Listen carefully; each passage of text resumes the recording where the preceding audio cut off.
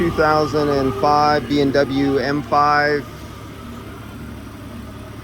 low mileage car, 26,140.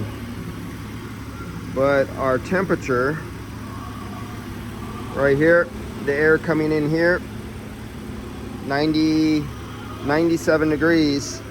The air coming out of the dash, 92 degrees.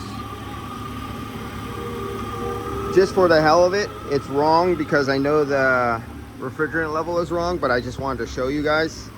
Guys go, oh, do a temperature drop test across the condenser to see if it's restricted. Okay, so I'm doing a temperature drop test because I have two contact clamp on, not a goddamn infrared, but clamp on test to see what the temperature is.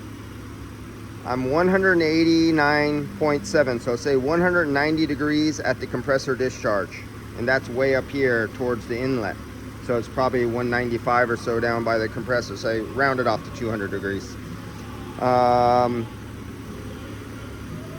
Outlet, the discharge, the liquid line right there, that one right there, 103 degrees. So if we take off, round it down to 100, there's the 190.